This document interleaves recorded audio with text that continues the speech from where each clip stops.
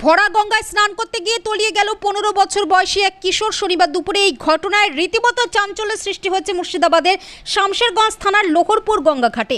তলিয়ে যাওয়া ওই কিশোরের নাম এজাজ শেখ, তার বাড়ি শামশেরগঞ্জের সাহেবনগর গ্রামে। ওই কিশোরের গঙ্গায় তলিয়ে যাওয়ার পরেই কার্যত গঙ্গার ধারে ভিড় জমিয়েছেন মানুষজন। ঘটনাস্থলে পৌঁছেছে শামশেরগঞ্জ থানা পুলিশ, খবর দেওয়া হয়েছে ডুবুরি টিমকেও।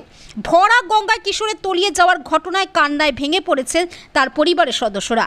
এদিকে গঙ্গার জলস্তর বাড়ার সময় এভাবে গঙ্গায় স্নান করতে গিয়ে ডুবে যাওয়ার ঘটনায় উদ্বেগ ছড়াচ্ছে এলাকা জুড়ে। এটা আমার গ্রামেরই বাচ্চা ছেলে, 14-15 বছর বয়স। সে স্নান করতে এসে তলিয়ে যায়। নদীর যা গভীরতা, আমরা এর আগে স্নান করেছি, তাতে এই গভীরতা ছিল না।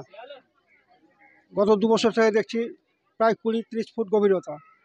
যে কোনোভাবে হোক বাচ্চা ছেলে বুঝতে পারেনি, স্নান করতে নেমেছে, সেই মুহূর্তেই তলিয়ে যায়। কিছু লোক বাঁচাবার চেষ্টা করেছিল, সেটাও কুলিয়ে উঠতে পারেনি।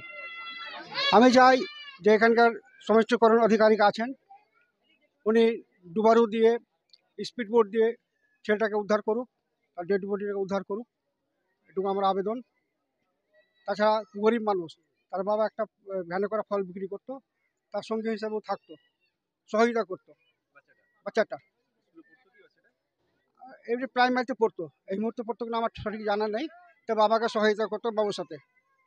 প্রায় 9খানা-10খানা তার ফ্যামিলিতে বাচ্চা রয়েছে, সে এখন নিরুপায়।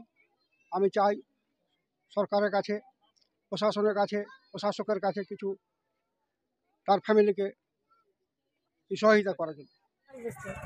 স্কুলে যেত না। আপনার ছেলে? হ্যাঁ। বয়স কত? 16 বছর। নাম কি ছেলের? বিরাট। ইজাজ? বিরাট। এর বয়স আপনার 15। হ্যাঁ হ্যাঁ 15 বছর হবে। না, ছেলের নাম কি? ইজাজ শেখ।